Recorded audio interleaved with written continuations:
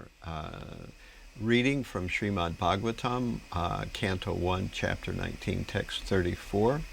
And we are also going to speak a little bit about Bhaktisiddhanta Sarasvatī. So we'll see how this goes. If Krishna gives me some mercy and you all pray for me, maybe everything will work out here. So we'll see how it all flops out here. All right, so you have the Bhagavatam on the chat there, right? Yes, we have it on this. Okay, I'm going to put it on my chat too. So here is the verse itself, 1:19:34. Maharaj, if you want to share from your end, you may do that. Okay, so Yes. you know, I can take it on my side because I have it already. Yes, okay, yes. Okay. Okay, so here is the verse itself. One simple plan for the low monthly premium. Somebody is talking, or there's some recording going on. Sorry, Okay. I muted. Okay. Sanidyate mahayogin patakani mahantyapi sadyo nashyanti vaipung sang Vishnu eva suretaraha. I'll read it again. Sanidhyate mahayogin patakani mahantyapi sadyo nashyanti vaipung sang Vishnur eva suretaraha. Okay, so this verse, the translation reads, just as the atheist cannot remain in the presence of the personality of Godhead, so also invulnerable sins of a man are immediately vanquished in your presence, O saint, O great mystic. So here's Prabhupada's purport. There are two classes of human being, namely the atheist and the devotee of the Lord. The devotee of the Lord, because of manifesting godly qualities, is called a demigod, whereas the atheist is called a demon. The demon cannot stand the presence of Vishnu, the personality of Godhead. The demons are always busy in trying to vanquish the personality of Godhead. But factually, as soon as the personality of Godhead appears, by either his transcendental name, form, attributes, pastimes, paraphernalia, or variegatedness, the demon is at once vanquished. It is said that a ghost cannot remain as soon as the holy name of the Lord is chanted. The great saints and devotees of the Lord are in the list of paraphernalia, and thus, as soon as a saintly devotee is present, the ghostly sins are at once vanquished. That is the verdict of all Vedic literatures. One is recommended, therefore, to associate only with saintly devotees, so that the worldly demons and ghosts cannot exert their sinister influence. Okay, so here we are again. Sanidyate mahayogin patakani mahantipi sadyo nashyanti vaipung sang Vishnu eva suretaraha. Just as the atheist cannot remain in the presence of the personality of Godhead, so also the invulnerable sins of a man are immediately vanquished in your presence, O saint, O great mystic. So this verse is a follow-up to the arrival of Sukadeva Goswami. So Sukadeva Goswami had been actually followed by various different people. You know, mostly we saw that he was being followed by some women and some young children who evidently felt that he was interesting to look at, or whatever the case might have been. And as a result of that, he basically seemed to be like some kind of ghostly or unwanted person, that he was not at all, the saintly person that we know him to be. Now, why this was happening was because he was undisclosed to those people who were not able to understand who he really was. That was the problem. But when he appeared in the assembly at the place where Parikshit Maharaj was fasting, when he appeared there, at that point, everyone got up and began to offer him obeisances. So therefore, immediately it was understood what his true qualifications were, what his true qualities were. This was not previously understood, but it was understood when he arrived, and everyone was immediately taken with him. So this is the way that sometimes spiritual life works, that we are unable to understand something until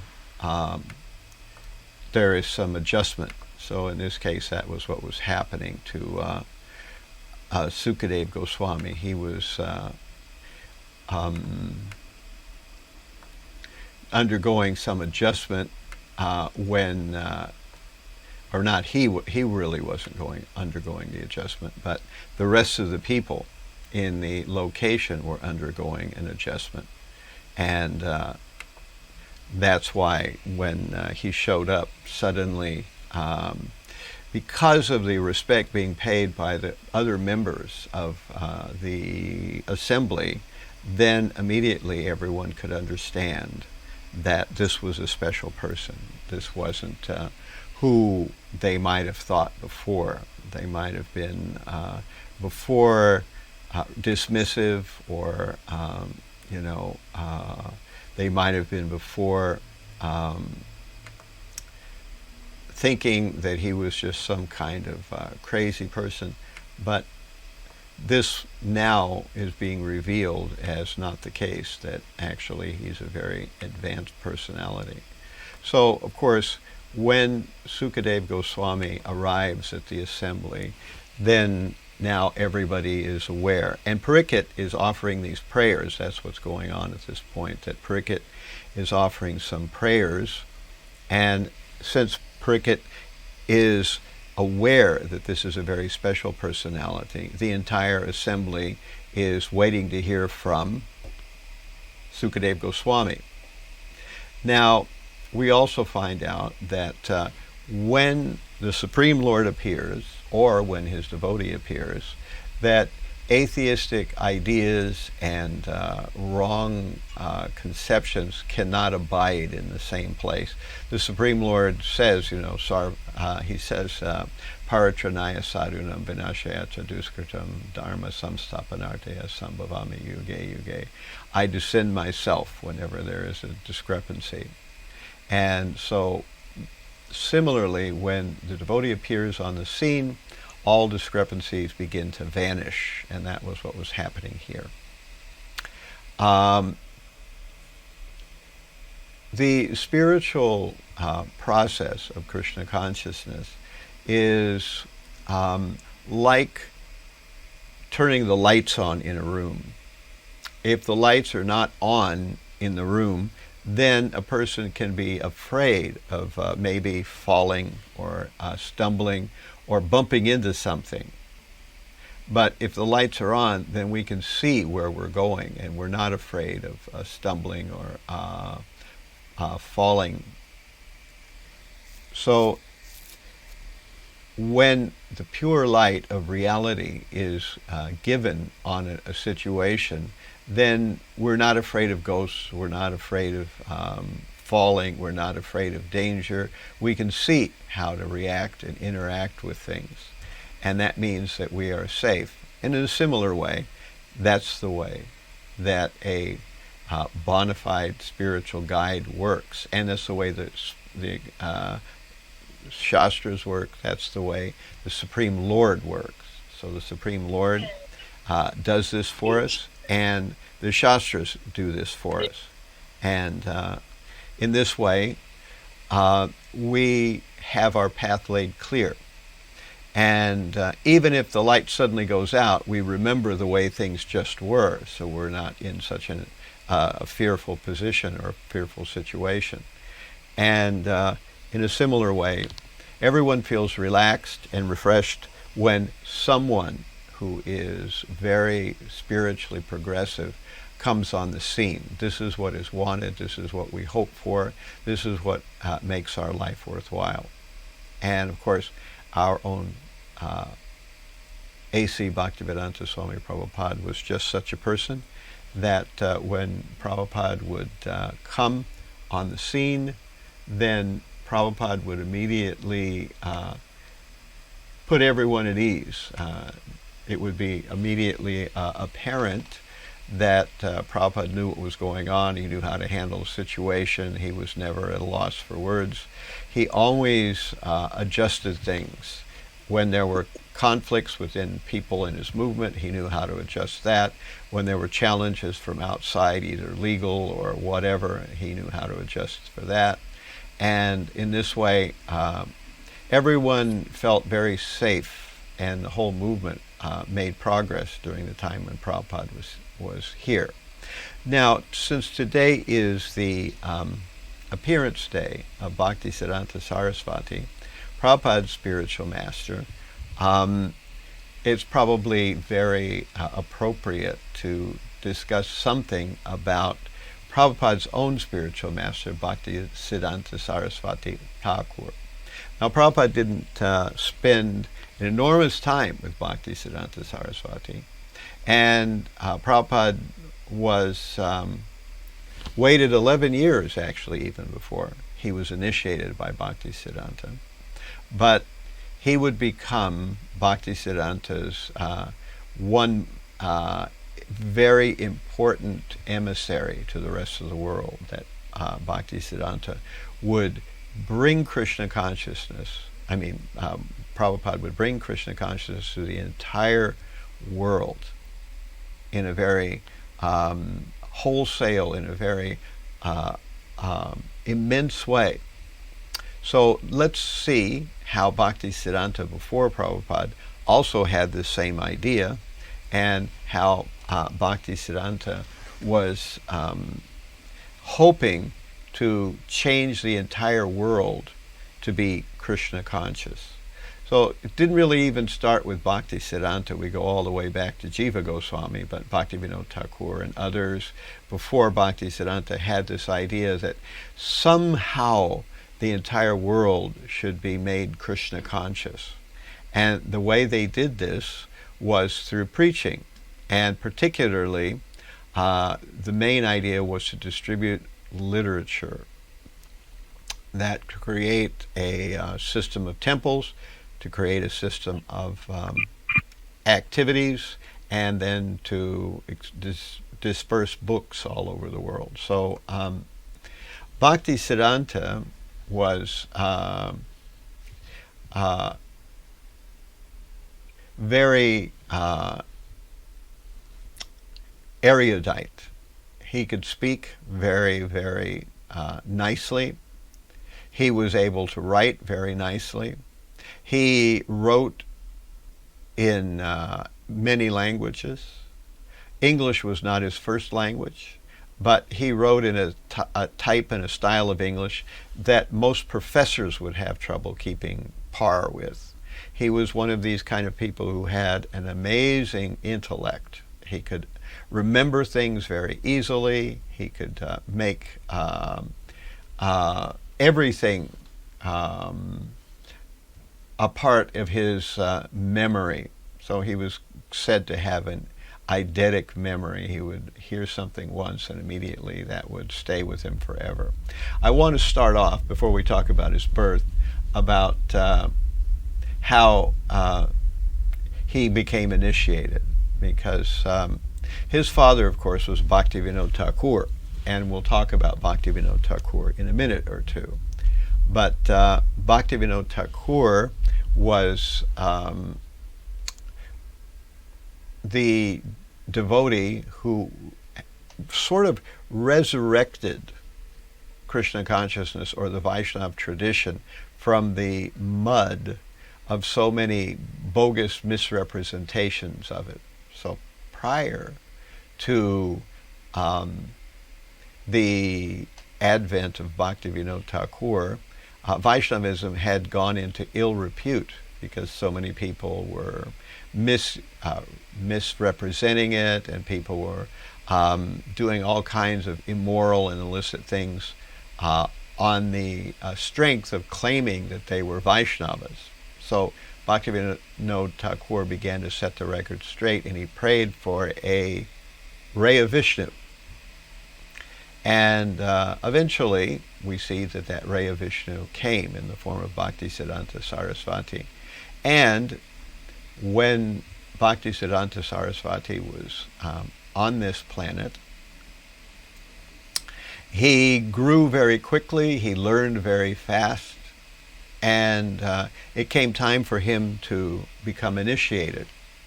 And so even at an early age, he was involved in printing and editing, and he became attracted to Gaurkishore Das Babaji. And Gaurkishore Das Babaji was a disciple of Jagannath Das Babaji.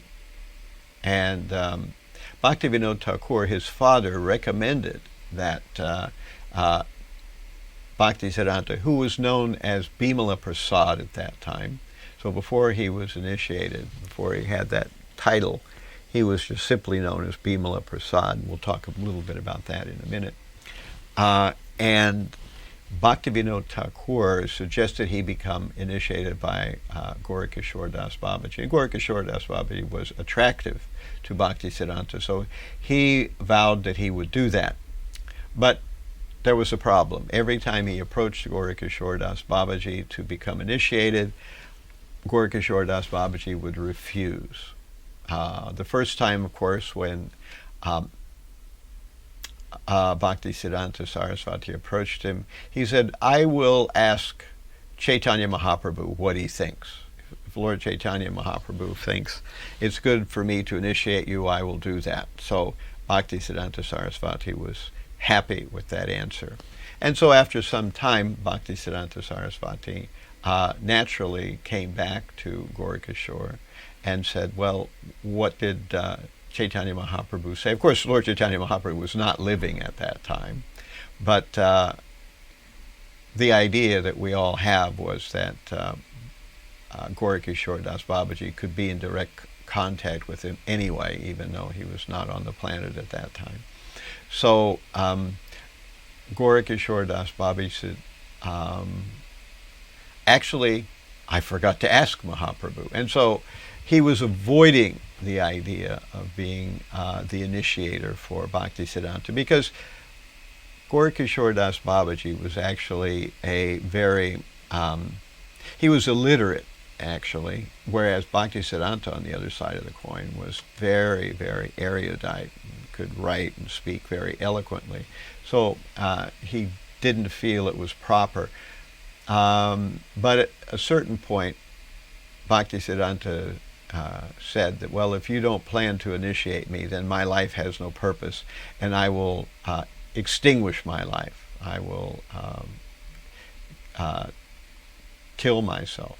So when Gaurkishore Das Babaji could see that Bhaktisiddhanta was so serious about becoming initiated, then he initiated him. So in 1900, when Bhaktisiddhanta showed himself ready to take his own life, Gaurkishore relented and made him a disciple.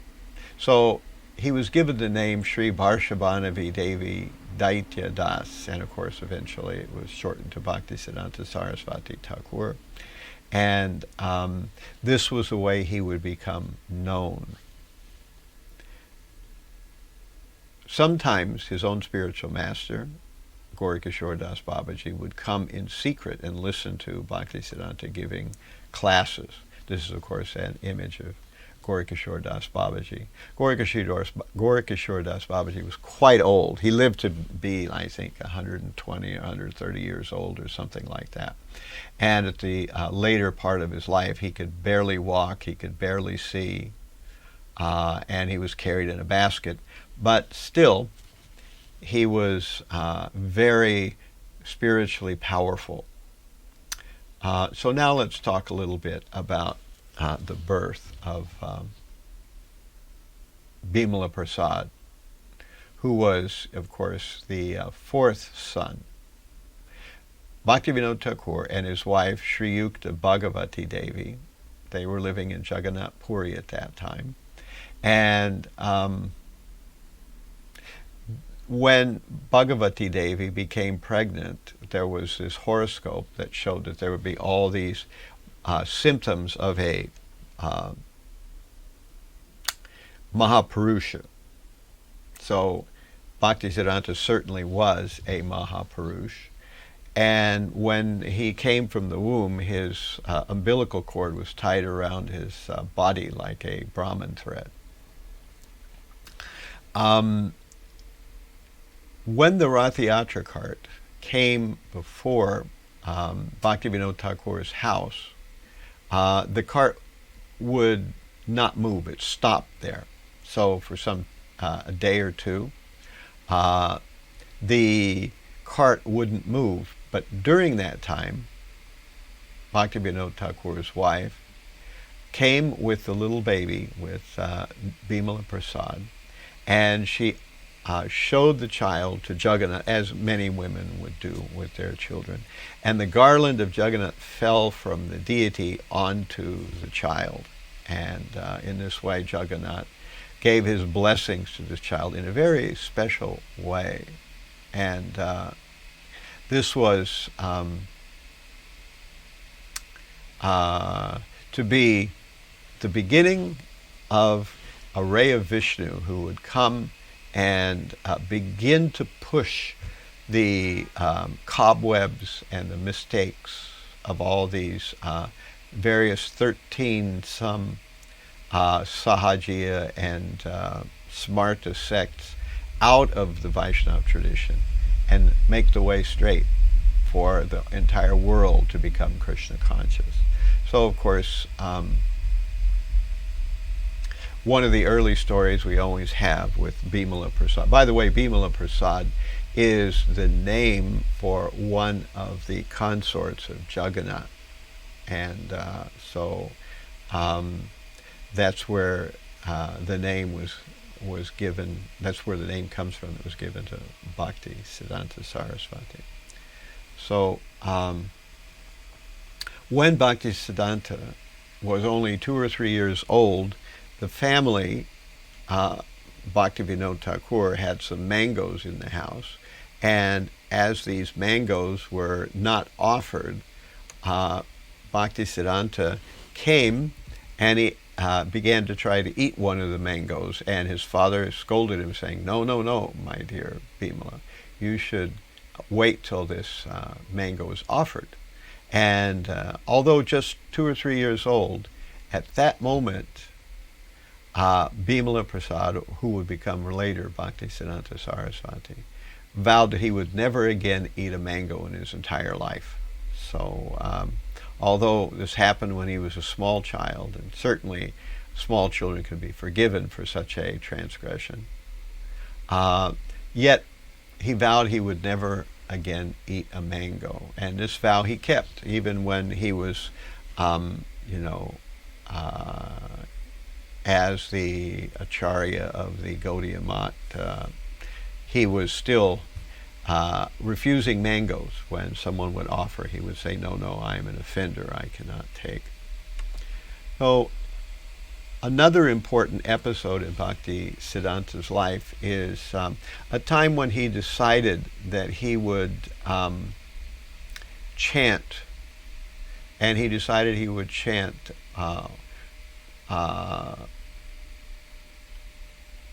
about 1 billion names of Krishna. And this took him 9 years to do. He would chant 174 rounds every day. So he was 31 at the time. And he wanted the strength to be able to preach Krishna consciousness throughout. So to do that, he needed special mercy from the Lord. So he sequestered himself away. And eventually he built a little bhajan kutir where he could chant and not be disturbed. And he would chant approximately 300,000 names of Krishna every day. This was an enormous effort, and it took, enormous part of the day. He didn't hardly do anything else. And when the rains would come, eventually the roof of his bhajan kutir began to leak and it started to drip water on him. So instead of fixing the kutir, he simply got an umbrella and put the umbrella over him, and when the roof would leak, then the umbrella would keep him from getting wet. So he didn't bother to repair his bhajan kutir. By the way, a bhajan kutir is a place where devotees perform usually nirjana bhajan, where they move away from society. They simply spend time by themselves, usually to develop an extreme focus on hearing the holy name, which is actually what Bhaktisiddhanta Sarasvatī did. So there was another episode where there were some brahmanas, the karma jada smarta brahmanas, who wanted to put forward the fact that one cannot simply, chant Hare Krishna, and one cannot simply engage in devotional service. One has to be born in the right caste. One has to study the Vedas with various material qualifications. And they were creating an enormous stir. This was taking place in Midnapur. Finally, a debate was scheduled to discuss who was really a Brahmana, who was a Vaiṣṇava, which was higher, a Brahmana or a Vaiṣṇava. And Bhaktivedanta Thakur was supposed to be the speaker to counter in debate these karma jada smartas. He was supposed to be the speaker. However, Bhaktivedanta Thakur, if you find out or read about his life, you'll discover that many, many times Bhaktivedanta Thakur was very ill. So he became ill and he could not attend the debate. So he called out in his sickbed, is there no one who can defeat these karma jada smartas? And Bhaktisiddhanta, his son, said, yes, I will defeat them. And so it was settled that Bhaktisiddhanta Sarasvatī would go and debate with these karma jada smartas. So in an interesting turn of events, Bhaktisiddhanta initially began to glorify the brahmanas, which was very much appreciated by the brahmanas. They were thinking, oh, this man has come here to refute our philosophy, but he seems to be agreeing with our philosophy. And he was saying how special brahmanas were, how important it was, what they were doing for the world, etc., etc. And when he was speaking like that, he paused, and then he began to describe what a brahmana actually is. He began to describe the actual qualities which they themselves really didn't measure up to. And then, of course, he began to describe that a brahmana is a stage on the ladder to becoming a Vaishnava. And he gave so many shastric or scriptural texts that describe this process of of going from being a mere Brahmana to becoming a Vaishnava, that everyone was taken with his knowledge of scripture, his erudition, etc. And the Brahmanas were smashed. The Karmajatas, Smartas were unable to answer in any kind of authoritative way. The crowd immediately became taken with Bhaktisiddhanta, and they lunged forward to grab the possibility of taking dust from his feet. But Bhaktisiddhanta was not accustomed to giving the dust from his feet, so he pulled his feet away. And there were, military and the police force there too, and they could understand that if the crowd didn't get the dust of his feet, that a riot would ensue. So one of the police constables had a great idea, and he took a bucket of water and put Bhaktisiddhanta's feet in the bucket of water, and then started to sprinkle the water on everybody's heads. And in this way, the whole crowd was mollified. They were assuaged, and they became very peaceful because they had now gotten the dust of Bhaktisiddhanta Sarasvatī. Around this time, we have, I think it was in, I forget what year this occurred, I think it was around 1911 also, or 1912, maybe it was 1914. But at any rate, what I'm talking about is that both his spiritual master and his father both passed away. So Bhaktivedanta Thakur left the planet, and Gaurikishore Das Babaji both left the planet around the same time. And this was a crushing blow for Bhaktisiddhanta Sarasvatī. He had wanted to preach, he had wanted to spread Krishna consciousness, but he felt, how can I do it? My spiritual master is gone and my father is gone. Bhaktisiddhanta was very impressed with his father. His father had done very strong preaching. And of course, his spiritual master was a spiritual potency.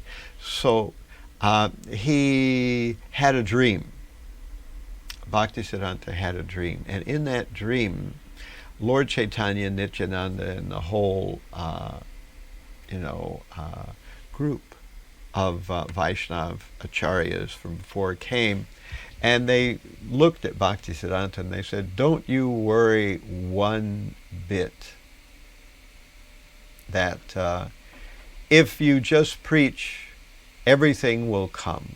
You will get money, you will get men, everything will come. And all you need to do is to preach Krishna consciousness. And so this gave Bhaktisiddhanta the feeling of assurance that now things would take the right course. And he became very focused on creating a movement, a way to reach the people of the world. So shortly thereafter, in 1918, Bhaktisiddhanta took sannyas. But now his father's not living, and his guru's not living. And since Gaurikishore Das Babaji didn't have any other disciples, Bhaktisiddhanta was his only one disciple that Gaurikishore Das Babaji ever made. So who was he supposed to take sannyas from? The others were not really qualified. As a matter of fact, that was what was the problem, that Bhaktivedanta Thakur and Bhaktisiddhanta Sarasvatī both understood that many of the people who were claiming to be either Babajis or great teachers or gurus were people who actually were not spiritually up to their qualifications. They were either engaged in intoxication on the side or engaged in illicit sex on the side. So the only recourse that Gaurikishore had was to take sannyas initiation from a picture of his spiritual master, Bhaktisiddhanta Sarasvatī. And this is what he did. And in 1918, in March, he took the order of sannyas. So he began to create what we now know of as the Gaudiya Mat. There had been an idea, and this was started at the time of Jiva Goswami, that there would be a Vishva Vaiṣṇava Rajya Sabha. So Vaishnav Raj in this particular group of words refers to the king of Vaishnavas, Vaishnav Raj. And who might that be? That is Lord Chaitanya. So Vishva means worldwide, Vishva Vaishnav, and it means it's a worldwide organization of Vaishnav. Also, Vishva Vaishnav Raj, or Vaishnav Raj, also refers to the fact that it's Chaitanya Mahaprabhu Sabha, or group. So this was the idea, and it was dreamed about, but nothing much actually took place. Instead, it was on the back burner. We didn't see any genuine manifestations of it. Bhaktivedanta Thakur had wanted to create this, and Bhaktisiddhanta had wanted to create this. But he changed the name. Bhaktisiddhanta changed the name to the Gaudiya Mat. He changed some other things as well, because Bhaktivedanta Thakur, his father, had taken Babaji initiation. Gaurikishore Das Babaji was a Babaji. His spiritual master was a Babaji. But Bhaktisiddhanta understood that most people were not qualified for this role of Babaji. So not only were they not qualified, when a person becomes a Babaji, they do not go out and preach. Rather, instead, they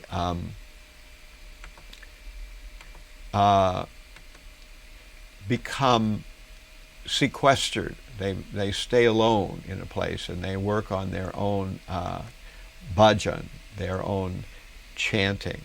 So this would in no way create a worldwide movement. But sannyasis, they do travel, they do preach, and this could be a worldwide movement if you're a sannyasi. If you had a whole team of sannyasis going throughout the world. And this is what Bhaktisiddhanta Sarasvatī envisioned, and he began to preach very strongly. He opened various temples or mats in various places, eventually 64 of them, and he began to meet various dignitaries, and he wondered how this would go beyond the shores of India. How would this movement, how would this message be translated? How would it be evangelized in the rest of the world? So there would be an answer for this. He did many things that others considered wrong because they were against the lesser important things of Shastra. In Shastra we have some things that are our basic foundational principles, so we can never change them under any circumstance. But there are many aspects of Shastra, very many aspects of Vaishnav activity, which do change according to time, place, and circumstance. So, according to some Vedic traditions, the sannyasis never wore any sewn cloth. They never traveled in any conveyance. They would never go across the sea. There were so many restrictions But Bhaktisiddhanta realized that if we follow these restrictions, he could not meet the people that he wanted to change to Vaishnavas. He would not be able to do it. That's why nobody had done it up to that point. So he made very many unusual and first of steps, like riding in a motor car, which at that time was something that people would take exception to, especially in India, that how could a important preacher be riding in a motor vehicle, you know. He wore shoes. He did other kinds of things that were not considered appropriate by others. He tried to work out a system so that the British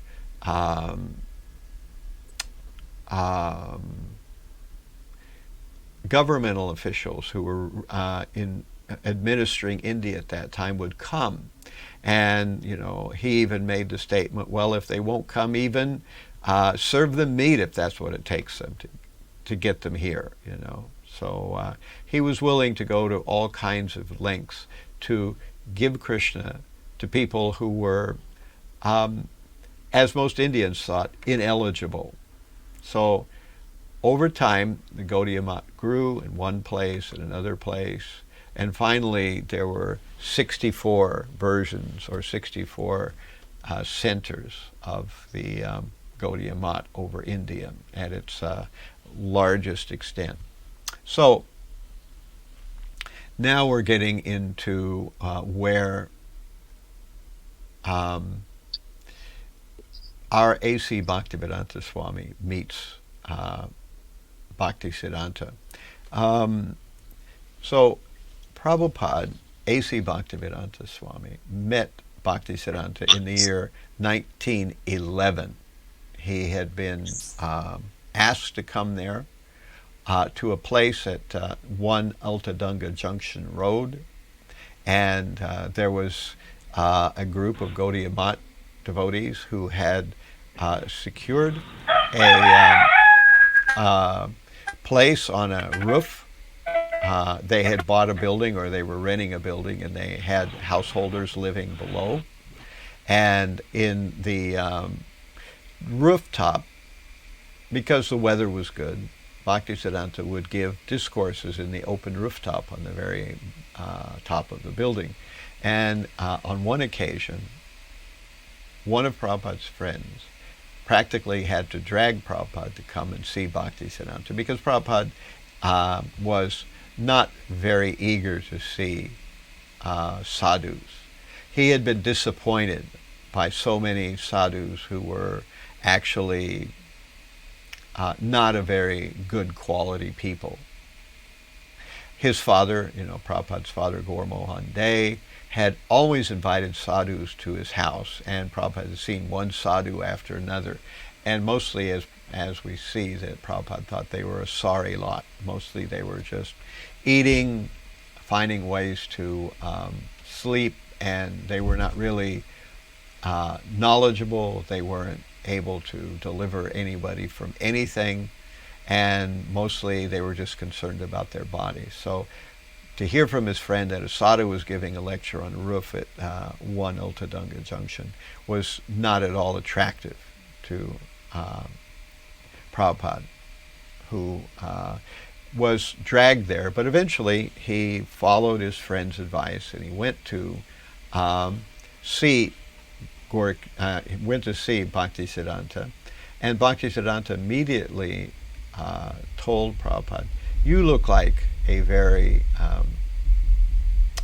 intelligent young man. Why don't you preach this message in the Western world?"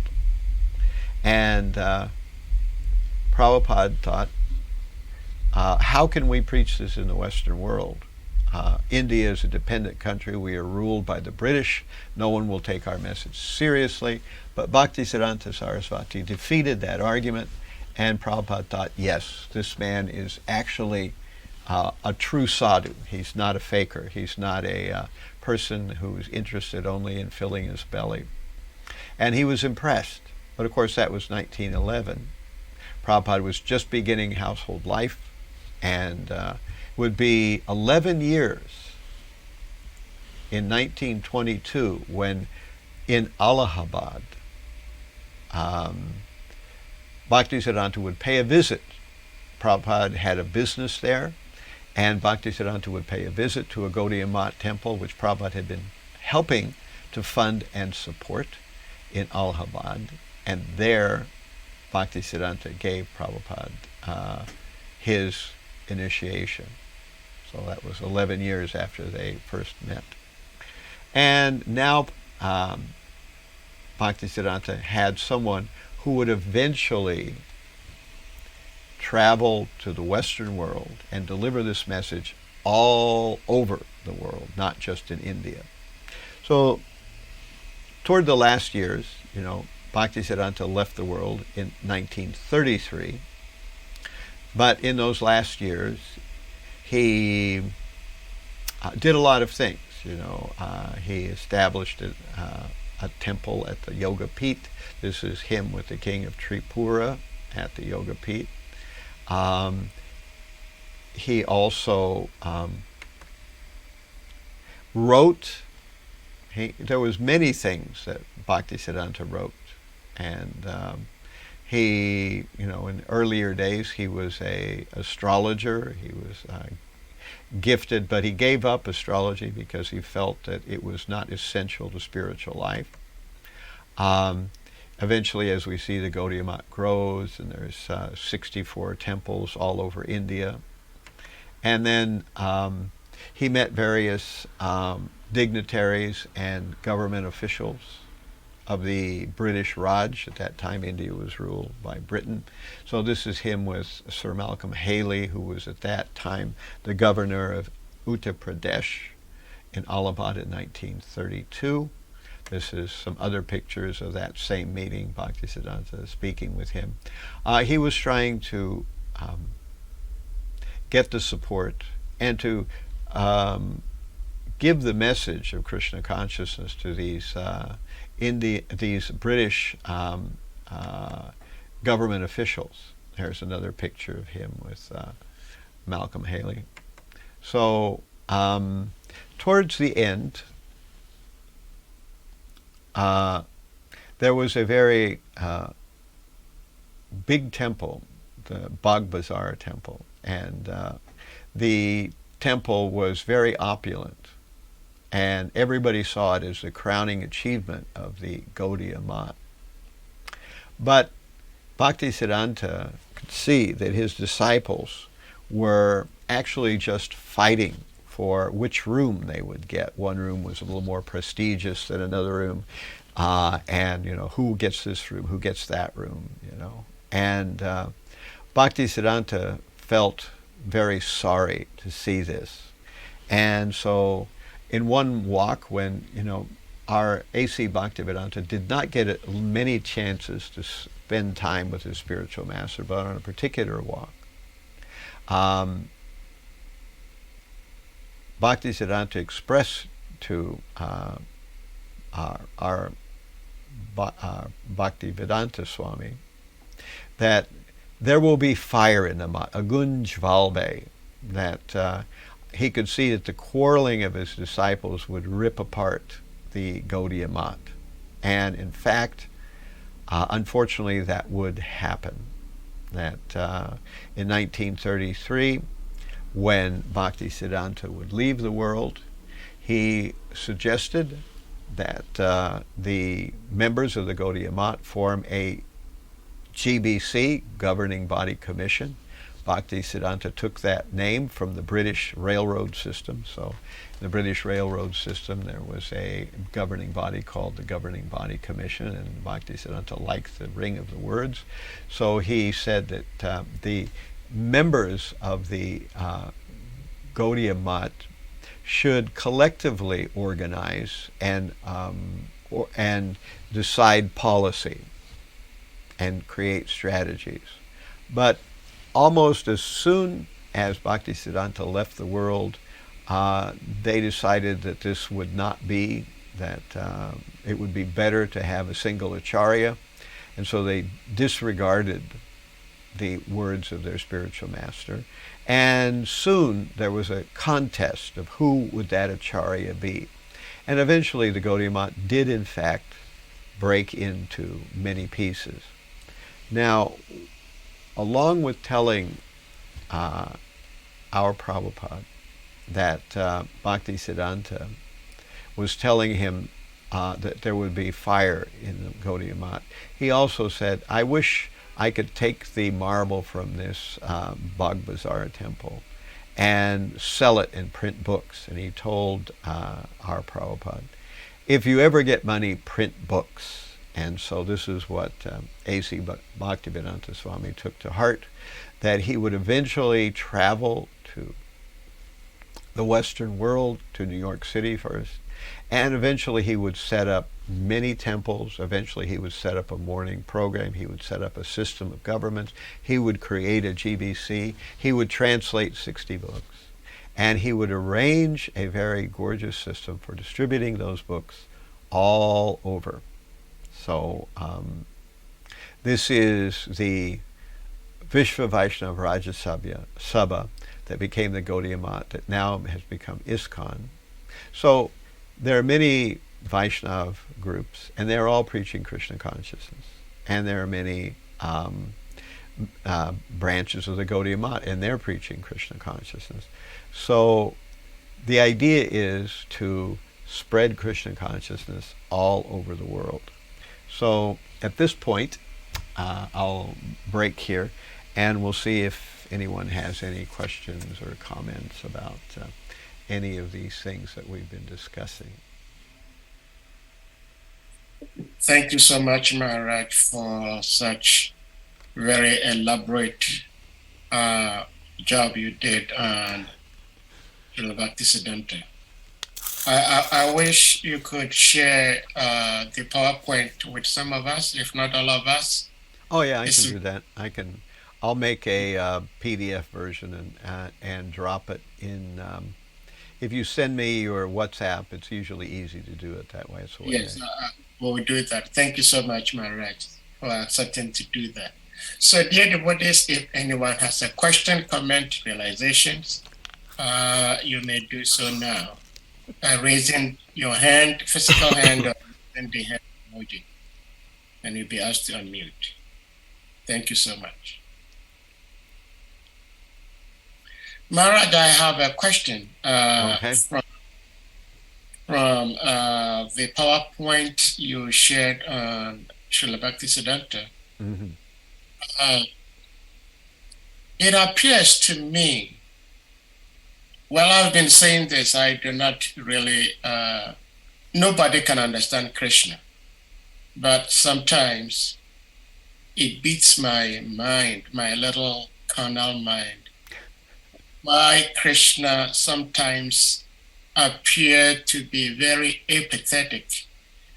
For Krishna to look on to see his great servants like Śrī Bhaktivedanta and Gaur-Kishore Das Babaji go through life with externally similarly painful health conditions beats my mind. That why would Krishna do that to his pure devotees? Mm-hmm. Krishna's saying, like Bhaktivedanta couldn't attend this important debate because of rheumatism. Yeah. And rheumatism to Krishna, it's just like a cotton ball. He could just kick it away, but he didn't. Mm-hmm. Why Krishna sometimes does that? Please, Maharaj, help. Okay. So Krishna, could make the entire world Krishna consciousness in the blink, Krishna conscious in the blink of an eye. Yeah. But he doesn't do that. One of the reasons he doesn't do that is because the free will of individual living entities would be abrogated, or it would not be existing if Krishna just forced Krishna consciousness on everyone. So he gives everyone free will. Now, when Krishna decides to create a movement to bring Krishna consciousness to the world, like the Vaiṣṇava Ācārya or Gaudiya Math or whatever, then Krishna also gives certain devotees a certain role. Bhaktisiddhanta, we see that he did all these things, but he never actually was able to bring Krishna consciousness outside of India. He sent a handful of disciples to London, but nothing really, materialized from that preaching in London. But when he sent A.C. Bhaktivedanta to New York, a big thing emerged. Now, Bhaktivedanta Swami, our spiritual master, he said that I've only accomplished 50% of my mission, that I wanted to establish Varnashram Dharma. So that apparently wasn't completed by A.C. Bhaktivedanta. So each Acharya accomplishes some things, but leaves other things for the subsequent devotees to accomplish. So it will be like that for eternity. So the physical ailments and difficulties of the great acharyas are there. Partly, the spiritual master absorbs the bad karma. We know that at the initiation ceremony that the disciple brings with the disciple so much sinful backlog. And that sinful backlog is transferred to the spiritual master. So Prabhupada said sometimes the spiritual master has to suffer or see bad dreams. And that's why when people take a spiritual master, and they take it very cheaply, and although they have a spiritual master, they've been asked to follow certain principles, they neglect those principles or cheat on those principles, then the spiritual master has to suffer.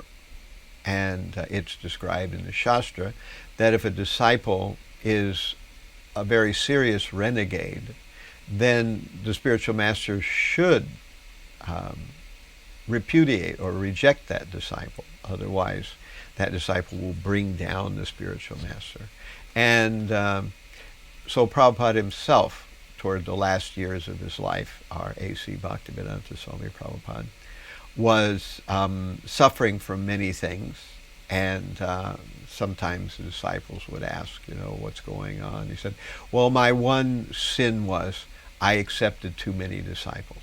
So partly it's the process of the karma that the disciples brought at the time of initiation, and partly the bad karma that the disciples who are not following are heaping upon the spiritual master that causes the great saints to suffer. We see Jesus Christ suffered, Bhaktivedanta Thakur suffered, and Bhaktisiddhanta had a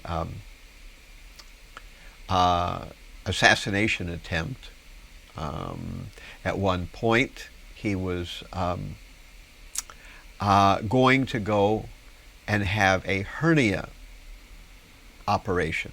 So he evidently had, like many men do, had a protrusion through his abdominal wall, and this hernia had bothered him for some time, and he was going to have that hernia removed. But he learned, actually he was told by a well-wisher, that there were certain brahmanas who were envious of him, and they had paid the doctor to do the hernia operation improperly so that Bhaktisiddhanta would die. And of course, when Bhaktisiddhanta found out about that, he decided to forego the hernia operation. So we see all these things happening. When Prabhupada came to India at one point, he was in one place in India. He was gored by a bull, So these are kind of things you would think, why would this happen to a devotee, much less a regular devotee, a pure devotee? Why would it happen? Well, Krishna reminds everybody that we don't belong here in the material world. Krishna gives a chance for the devotees who witness something bad happening to a pure devotee to appreciate that pure devotee does not stop. He doesn't give up his service at that time. He continues with his service even though some kind of physical tragedy happens. Of course, that physical issue may keep them from doing a particular kind of service, but nevertheless, the Supreme Lord then gives the devotees a chance to serve the Guru during that time when the Guru is sick or incapacitated in some kind of way. So that gives an opportunity for service. And I think another important aspect of why sometimes, the physical ailments are visited upon a great spiritual personality is this fact that Krishna uses these difficult situations kind of like a spotlight, to put a spotlight on the devotee. If great devotees had only wonderful things happening in their lives, then people would think, well, it's easy for them because they don't have any of these bad things happening in their life. I have bad things happening in my life. Of course, I'm sinful. I'm doing all kinds of unwanted things. So naturally, according to karma, bad things are happening in my life. But that devotee, if he had these kind of issues that I have, he would certainly not be as high and mighty. He would not be following so nicely. He would not be preaching. But Krishna is showing that even if someone is a great exponent of Krishna consciousness, they may themselves have difficulties happening to them, and they preach anyway, in some kind of way. They ignore the difficulties of their body, of their situation. And this shows that devotees are not fair weather sailors, that they're ready to serve Krishna in thick and thin, in happiness and distress. And in great distress, then people see, wow, if that devotee is still continuing to try to push on Krishna consciousness in that very awkward and that very distressful situation, how motivated must they be to please the Supreme Lord? So this is why, things like we have the episode with Jesus Christ being nailed to a cross, that still he's trying to preach even in a situation where he is being abused in the most despicable way. And, we see that also other acharyas have the same thing happen. Haridas Thakur, though he was a great chanter of the holy name, was being whipped publicly in a marketplace. So sometimes the Supreme Lord allows these seemingly external malefic and very painful or disturbing events to happen in the lives of devotees to show that A, they're not fair weather sailors, to show that they're willing to serve Krishna even in adversity, that they are taking the karma of their followers, and they're taking the karma of new initiates as they're coming into the fold. So all these things, I think, are answers to your question. Well, thank you so much, Maharaj, for the wonderful answer you gave to my question. But from your answer, I think it may be very, very important that devotees in ISKCON especially, particularly, be informed about the consequences we as devotees put on our spiritual masters. Yes. Because sometimes we take initiation and we think, well, I have somebody to drop off my negative karma on him or her, and that is the end of the story. But these are the very people we claim to love. And if we continue committing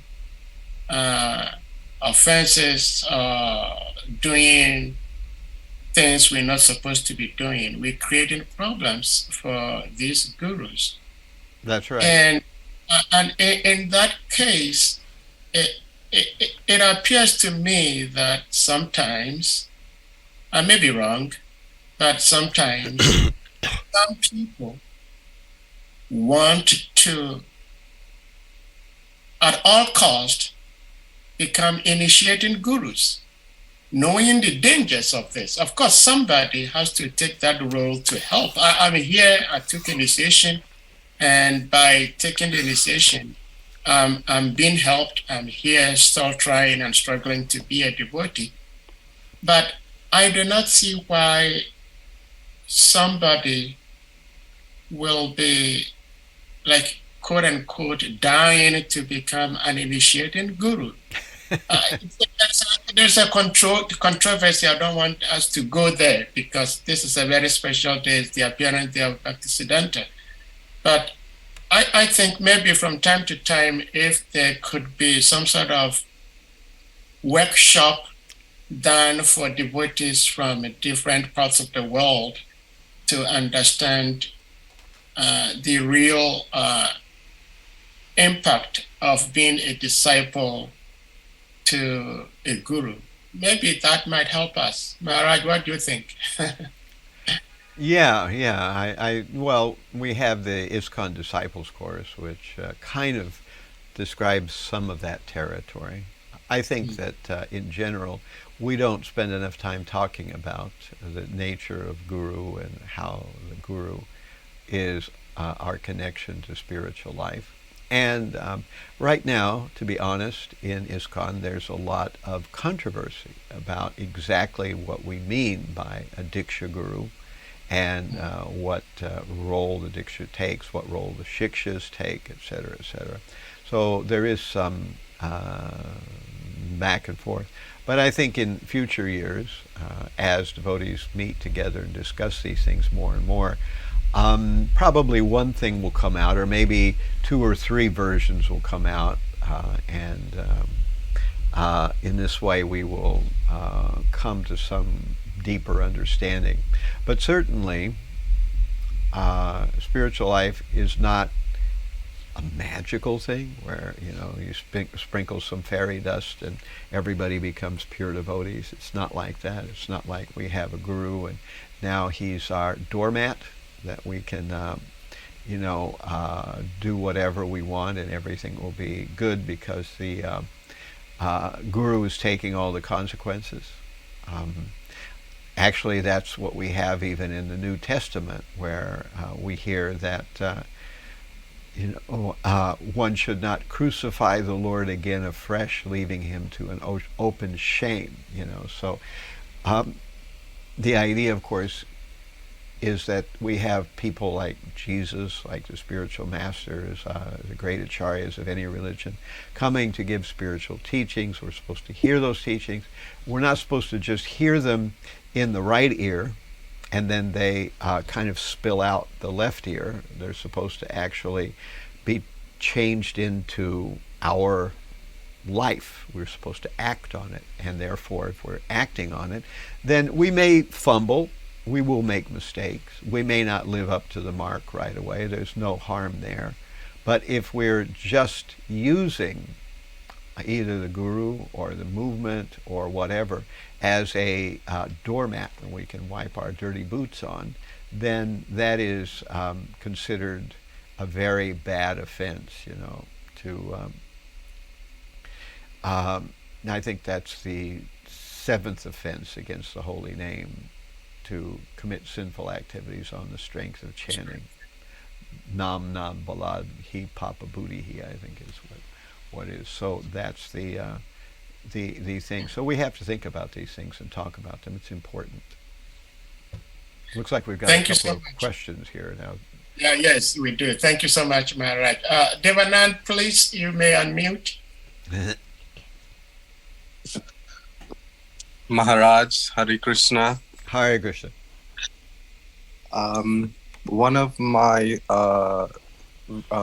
from this morning, what you were sharing, which is it was possible very. to turn on your camera, please, Devanand Prabhu? Oh, sorry. I I'm still having to, I think it's this. Yes, good. Here we go. Good. Okay.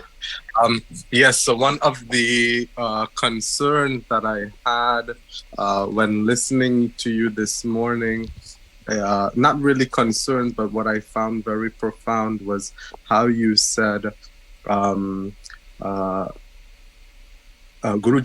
Srila Prabhupada's, Bhaktivedanta Sarasvatī, he could have directly spoken to Sri Chaitanya Mahaprabhu, even though he had passed on from this world. And it's something that we should all bear in mind, that we always have that connection with our spiritual gurus. I mean, we're taught that, but it should be there within our minds, as in the same way, even though they are with us in different parts of this world, we should also be aware that they are directly linked with us at all times, at all moments. So I think from a devotee perspective, I'm saying it's so much easier when you're thinking of each action or each thought that you're doing, you're also sharing this with your guru, who is by extension none other than Bhagwan Sri Krishna. So our actions, our thoughts, even when we're by ourselves, sometimes it's more dangerous than amongst, when we're associated with our satsang. It is so important for us to always keep that, even though not using the jap beads to chant Hare Krishna, but our minds always remain in this mode that he's able to hear our thoughts and see our actions, whether or not we think we are being seen or not. I think it helps me. So just this thought to share in connection to how the gurus in the past, even though their gurus weren't in this world physically, they still had this great connection to be able to communicate and transcend on that level. Hare Krishna. Wonderful discourse, Maharaj. Well, as you say, David, that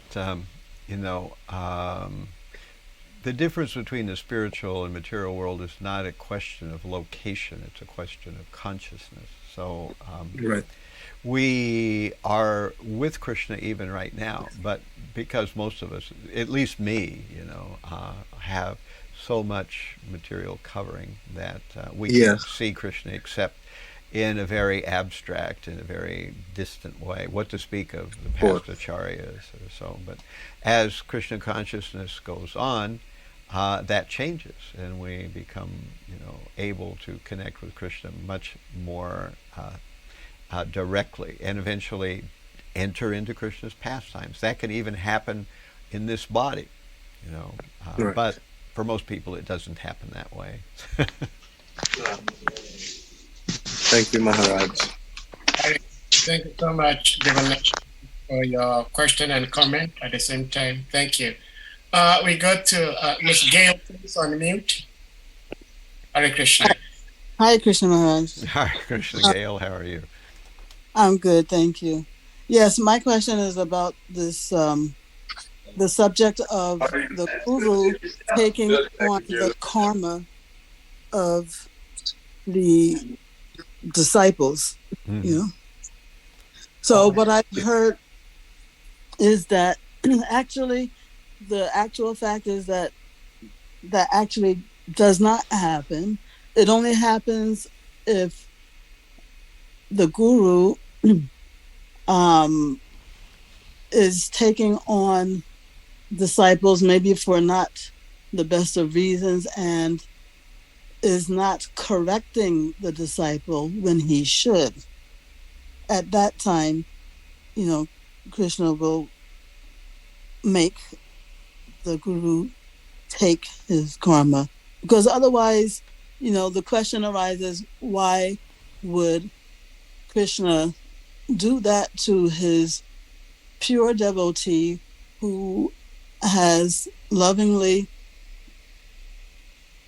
tried to steer the conditioned souls to Krishna's lotus feet? Why would he reciprocate with that service by, giving his pure devotee this suffering? Mm-hmm. So I was wondering if you could respond to that.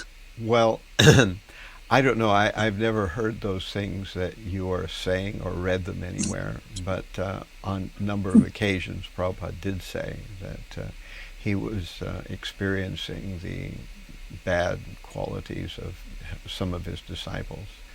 And he said that as a general thing. So I think that's the basic fact. That's what we have in scriptures, and that's what we have actually said by Prabhupada.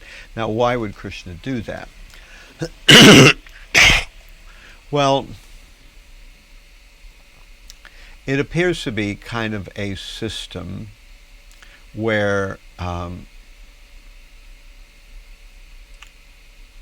I call it the no good deed ever goes unpunished principle. There's that saying in our regular everyday world, no good deed ever goes unpunished. Of course, we think it's natural to say no illicit or evil deed goes unpunished, but why would a good deed never go unpunished? Well, Krishna is giving the spiritual master a token of the karma that the disciple is being lifted from. So there's that karma is being lifted from the disciple, and he's giving the spiritual master a token of that. The material world is a place of suffering no matter who you are. You can be old, you can be young, you can be devotee, you can be an atheist, you can be very outgoing and gregarious, you can be very withdrawn and internal. You can be a man, you can be a woman, you can be very highly placed in society, you can be a nobody in society, you can have a lot of money, you can have no money. The interesting thing about suffering is it don't make no never mind about anything. Everybody gets their suffering. And the spiritual master is doing this as a service to Krishna. So sometimes in the process of serving Krishna, we have to undergo austerities or difficulties. And in that sense, taking the karma from others is one of those austerities.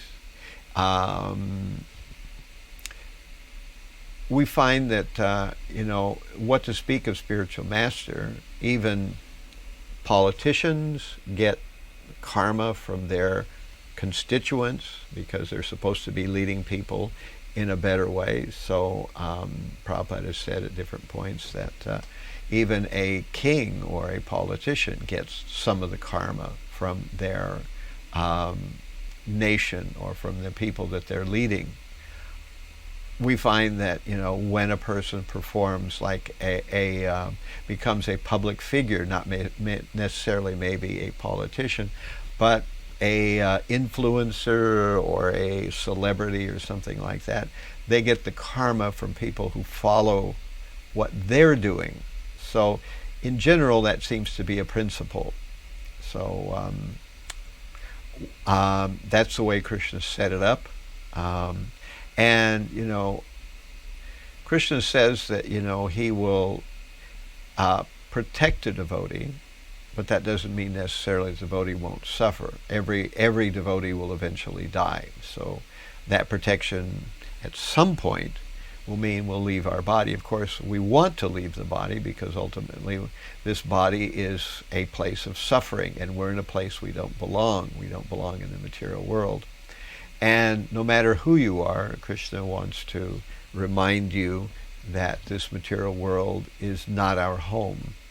And this voluntary accepting of suffering for the sake of others, sometimes it's called vicarious atonement, this voluntary accepting of suffering for the sake of others is a particular austerity that we perform to please the Supreme Lord, and we are happy to do it.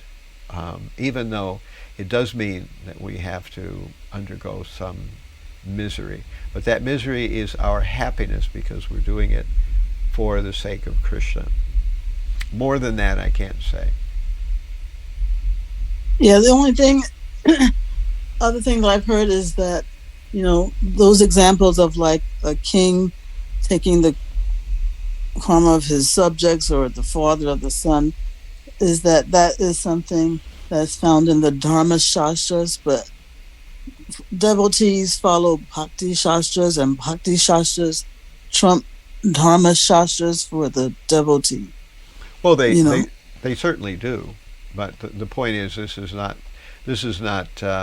We're not talking about what our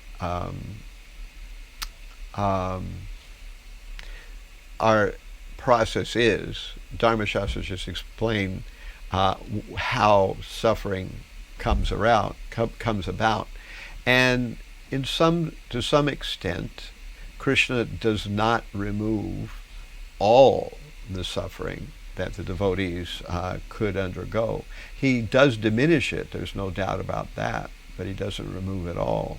And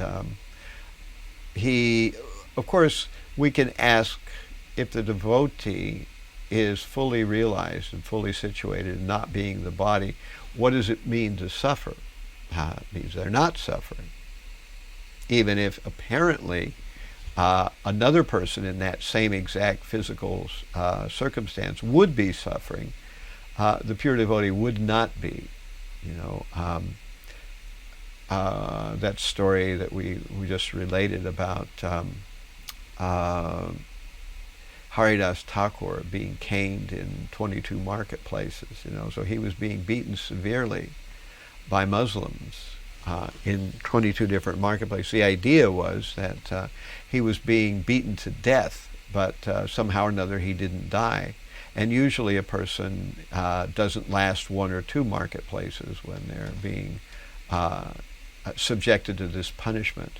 However, Haridas Thakur lived through 22 beatings, and finally his jailers, the people who were carrying out the punishment, told him, if you don't die, then we'll be killed, because we're supposed to be sure that you die by this beating. And then Haridas Thakur said, all right, if that's the case, then throw me in the river, and he appeared to die. Of course, he didn't die, he came back, but it ended his suffering.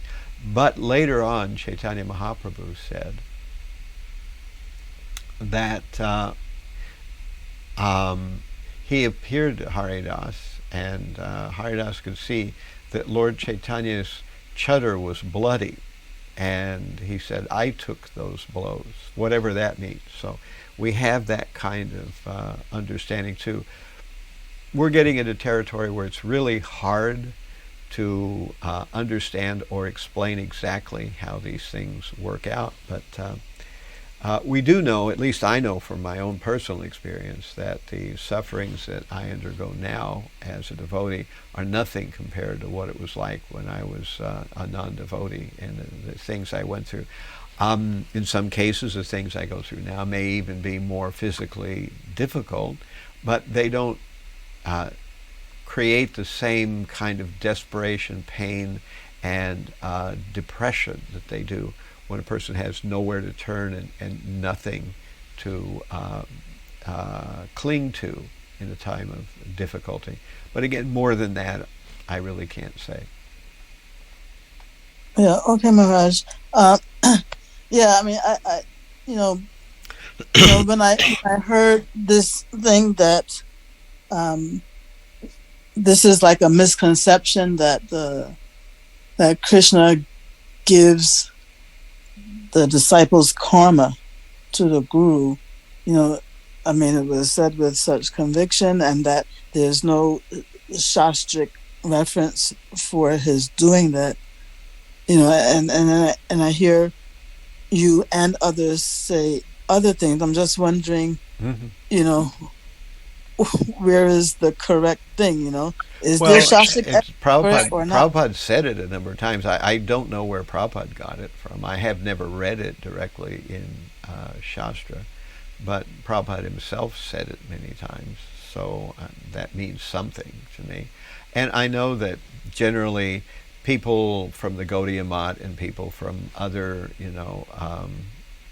outside of ISKCON have their, ways of thinking and talking about things that are very different from the kind of way that is presented to us in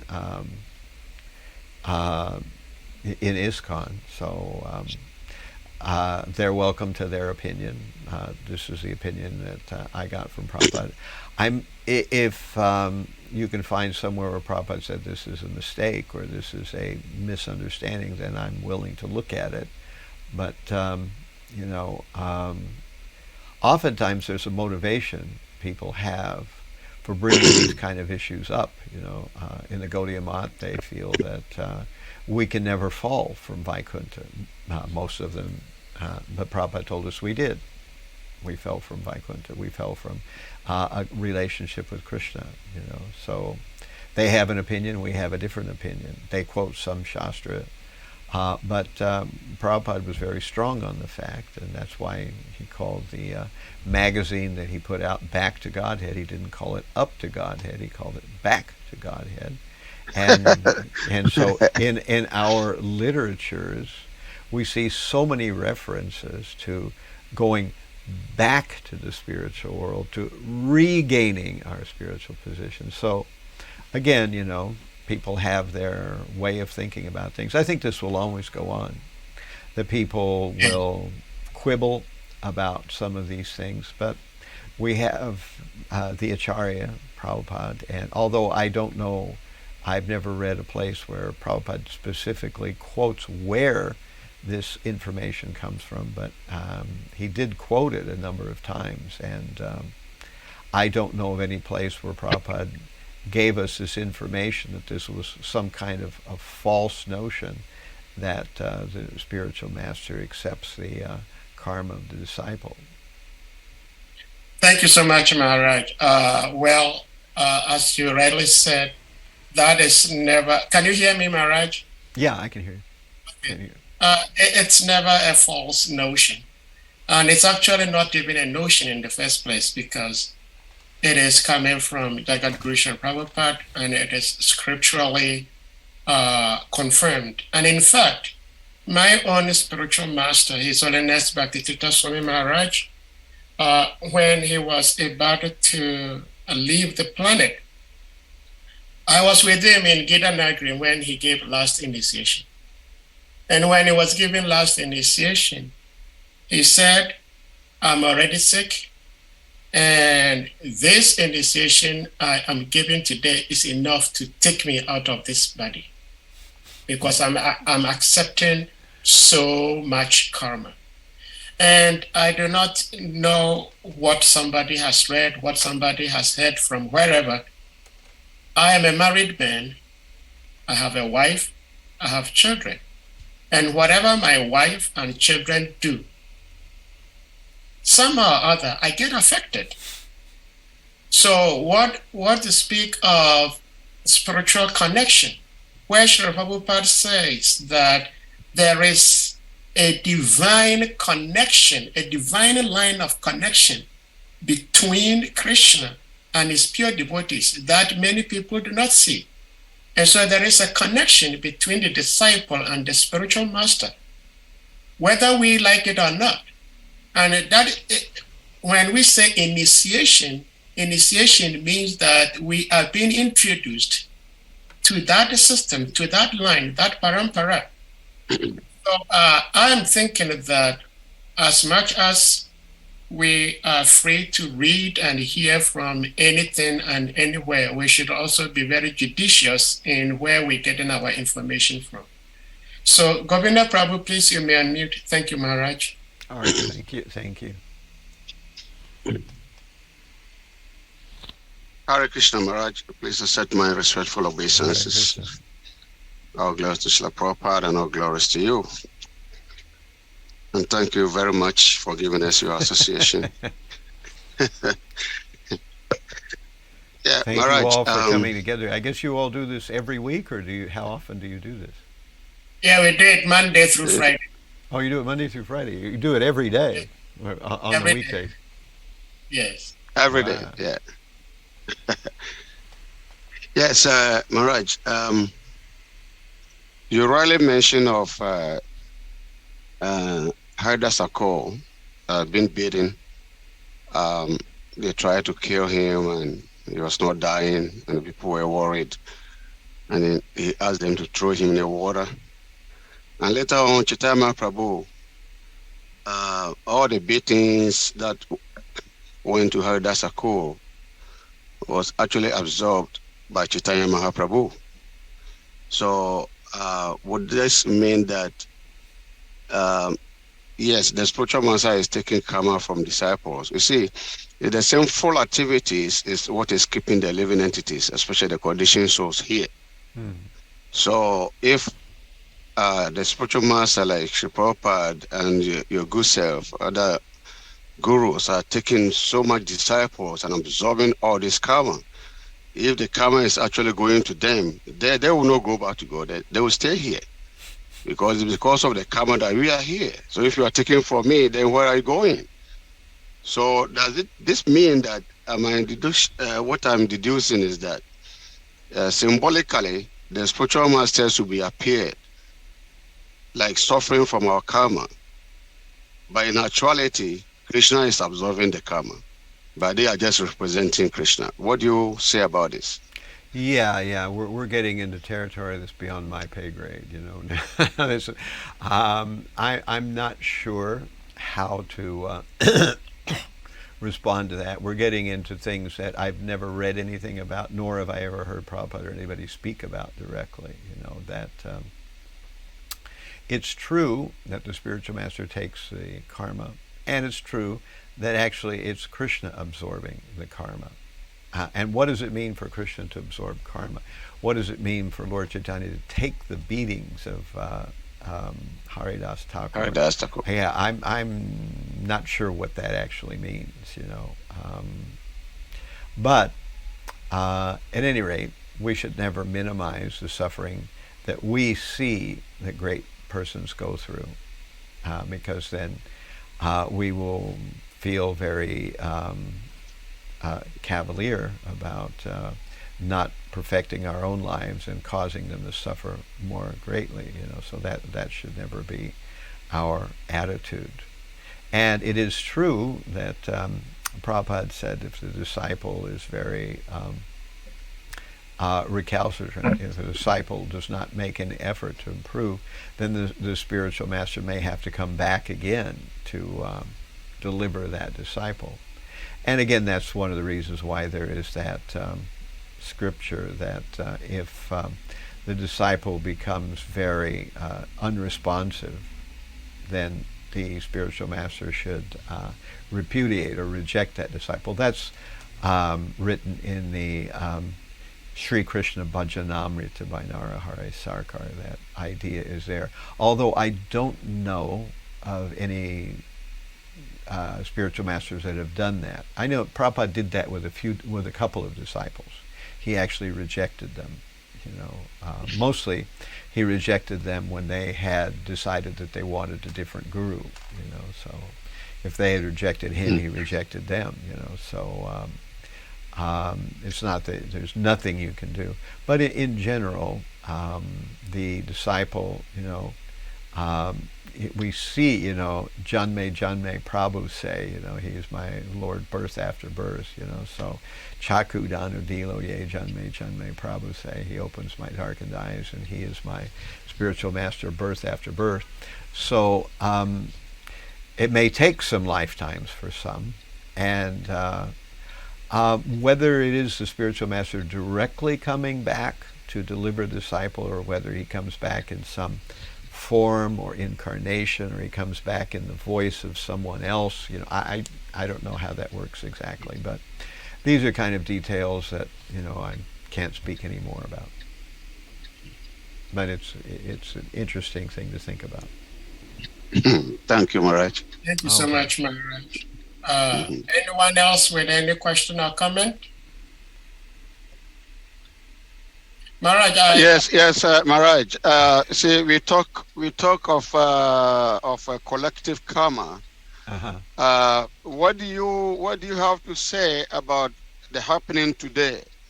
21,000 people have died in just a few hours. Do we say this is a collective? Yeah, Turkey. This is a collective karma. Yeah. That naturally, people tend to do sinful activities, especially if they're not engaged in spiritual life. If you're not engaged in spiritual life, you are sure to do sinful activities. And of course, there are a lot of trending sinful activities, the kind of sinful activities that at the present time, in the present country, people are inclined towards performing.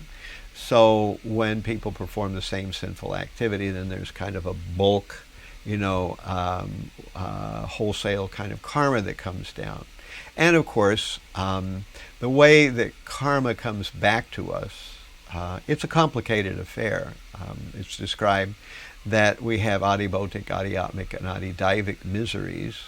And so the way that we experience the negative blowback from our sinful activities comes from one of these channels, either adiatmic, we cause ourselves to suffer one way or another.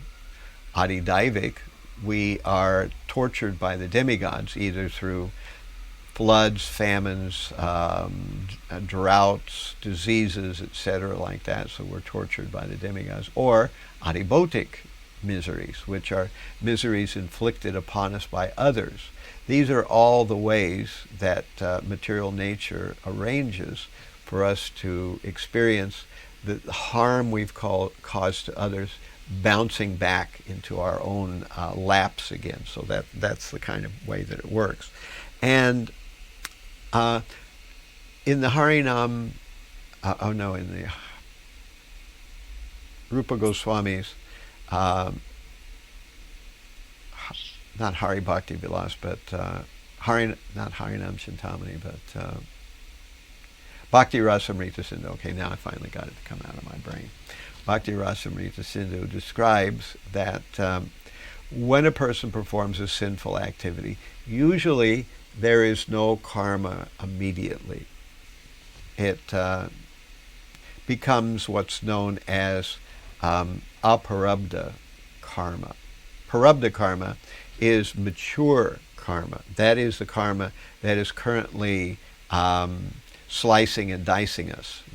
That's mature karma, parabdha karma. But aparabdha karma is karma that's like a big balloon full of spikes, nails, and fire, and snakes, and all kinds of things, waiting to burst upon our heads at some time in the future. That's aparabdha karma. So when a person performs a sinful activity, one type of reaction to sin is the desire to perform that sin again. So when a person performs a sinful activity, one part of that cycle of karma is called the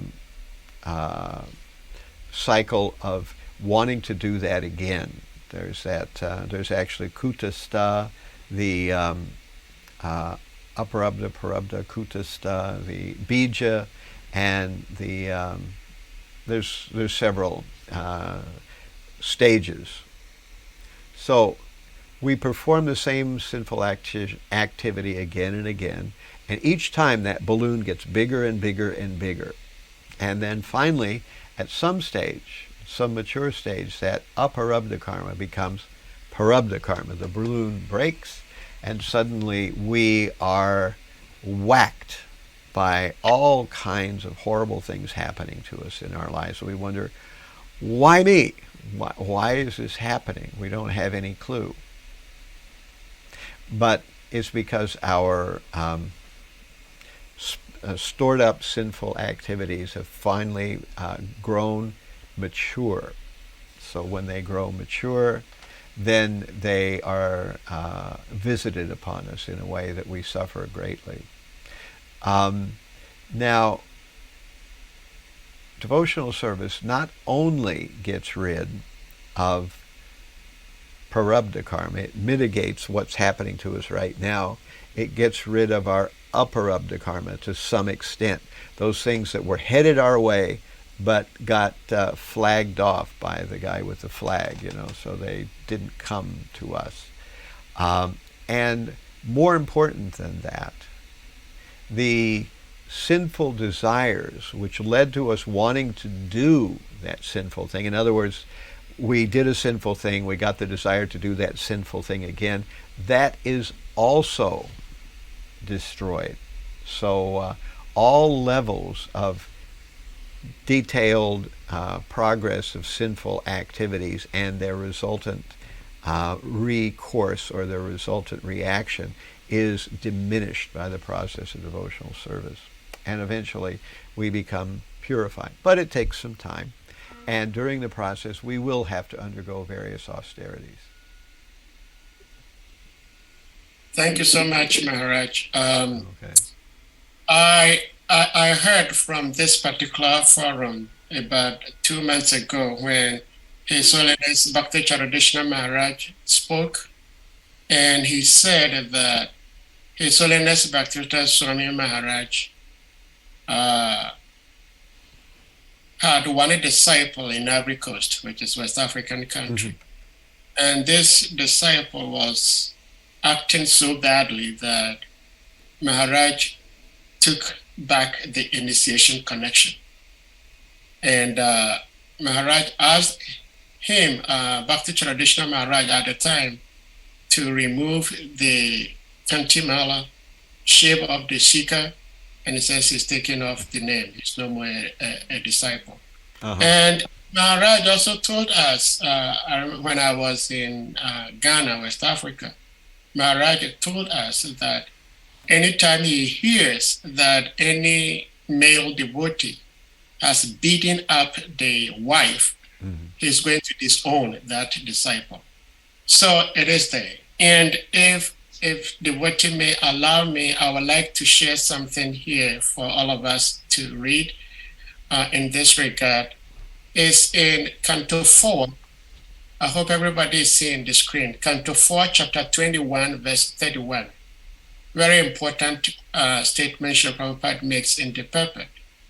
And it says, as Krishna takes away all the sinful reactions of a person immediately upon his surrender unto him, similarly, the external manifestation of Krishna, the representative of Krishna who acts as the mercy of the Supreme Personality of Godhead, takes all the resultant actions of the sinful life of the disciple immediately after the disciple's initiation.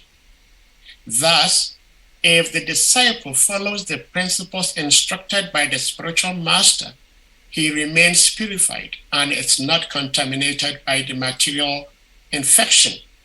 Sri Chaitanya Mahaprabhu therefore stated that the spiritual master who plays the part of Krishna's representative has to consume all the sinful reactions of his disciple. Sometimes a spiritual master takes the risk of being overwhelmed by the sinful reactions of the disciples and undergoes a sort of tribulation due to their acceptance. Sri Chaitanya Mahaprabhu therefore advised that one not accept many disciples. Thank you for that. That's very good. That really puts the issue there. Drop the reference to that in the chat, and I'll copy that too.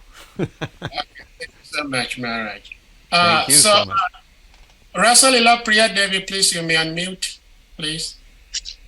Hare Krishna Maharaj, thank you so much for the wonderful lecture. Thank you for your time with us today also. I'm not sure, is there time for a question or? Yeah. I'll do one more last question before we're going up on 2 hours. Thank now, you. So. Thank you. I wanted to ask, it sounds like Śrī Bhaktisiddhānta Sarasvatī Thakur wanted and started the movement with purity, which is preaching the literature as it is from that descendant. And that's exactly what Srila Prabhupada did. And that's how so many became attracted to it in the beginning. However, there are instances where sometimes that purity is deviated from Krishna, from Bhakti. And so in knowing that the spiritual master suffers actually from our reactions, what would you say in this regard to ensure that the essence of that preaching, that the purity remains, so that whomever we share this philosophy with gains the actual purpose of it, and that is so that the spiritual master doesn't keep on suffering as a result of indirectly or directly or misdeeds in this way? Thank you, Maharaj. Hare Krishna. Well, one thing I would say right off the bat is that when a spiritual master accepts a disciple, that disciple doesn't become perfect on that instant after the fire ashes are put out and everything is put away. It takes some time for the disciple to come up to speed. However, there's a big difference between disciples who are endeavoring to purify themselves, even though they may still make mistakes, they may still stumble, they may still have fall downs of various kinds. There's a big difference between that and the person who really doesn't care, who took initiation very cheaply and didn't really think about it very deeply, and just basically carries on with their regular life. That is a very bad mentality. In fact, that's considered, Prabhupada says, a hellish mentality. So as long as someone is trying to perfect themselves, then Krishna sort of makes everything work out, and we don't get into any really bad situations. But when a person decides that they don't care anymore, or when they're going to give up the process, then Krishna makes some other arrangement. And we will always individually face the struggle of trying to understand Krishna consciousness properly, and individually we will face the struggle of not only understanding Krishna properly, but understanding Krishna consciousness and actually executing it properly. That's the harder part, not only just remembering and understanding, but putting it into practice in our everyday life. However, if we're chanting Hare Krishna daily, sincerely, 16 rounds, generally speaking, Maya will not create any serious issues for us. We may get bumped around here and there, but we won't get disturbed in a very deep way. Now, if we become lackadaisical, then all bets are off. Then anything can happen. So individually, we have to chant nicely. We have to try to avoid offenses. There are 10 offenses we have to be aware of. So if we're chanting nicely, we're avoiding offenses, we're doing reasonable service, then we may slowly find ourselves advancing upward, upward, upward, upward, becoming better and better and better every day. But if we don't, follow, then we don't know what will happen. However, because we've put our foot on the right path, Krishna will somehow or other make some arrangements. Oftentimes, devotees who either give up or they become offensive or something, they have to undergo serious kinds of external tribulations, and then they come back to Krishna consciousness. And it may not even happen in this lifetime. It may happen in a future lifetime. So individually we have these struggles. As a yatra or a group of devotees, we have these struggles. And even as a movement, we have these struggles. That will we keep Prabhupada's understanding in the center? Will we allow people to act out in ways that are contrary to spiritual life in leadership positions, and nothing will happen as a result of it? These are all questions, and as an individual has to prosecute Krishna consciousness and keep to the strict process, so as a movement we have to prosecute Krishna consciousness and keep to the strict process. And time will tell. There's no guarantee in any way. But if a person is sincerely trying, avoiding offenses, then success is guaranteed. So that's what I would say in answer to your question.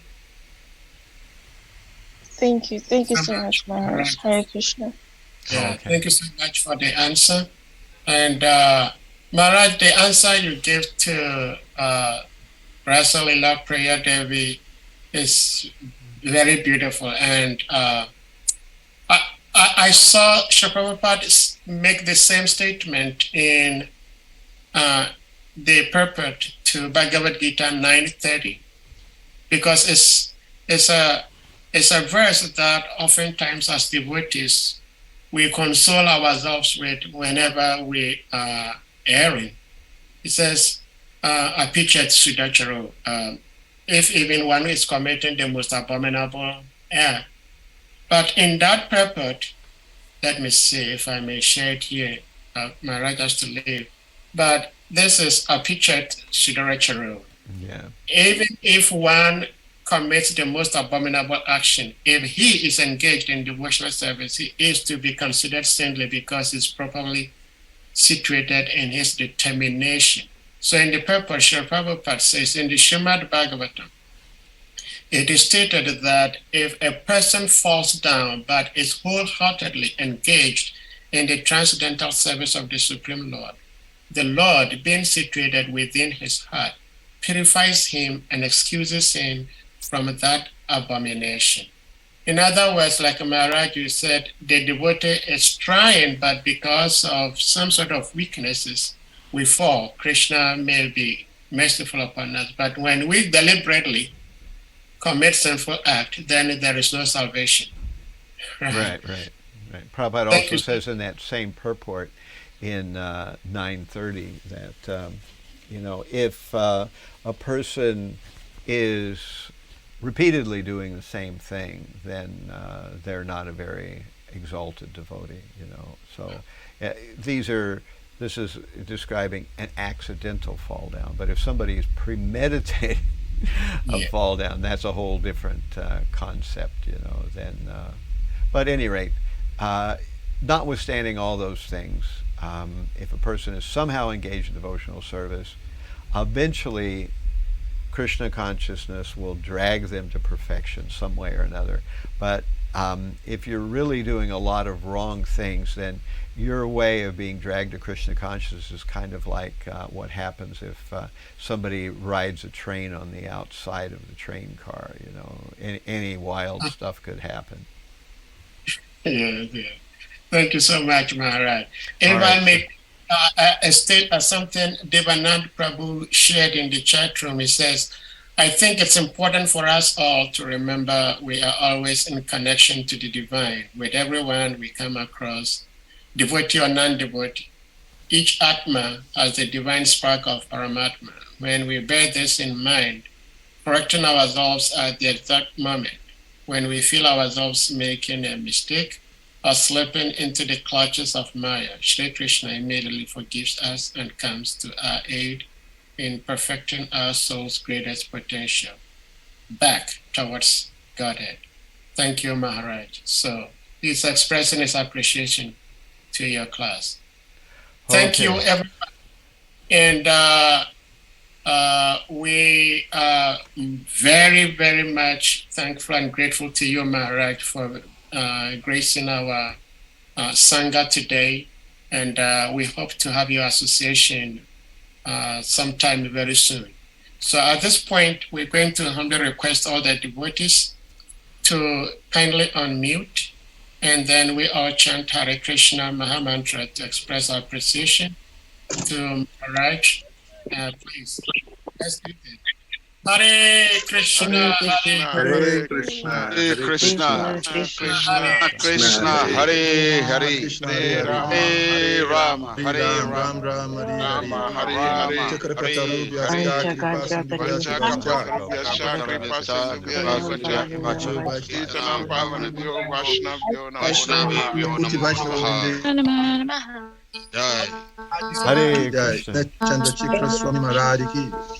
Jai. Hare Krishna to all of you. I thank you all very much for making this a regular event in your daily lives.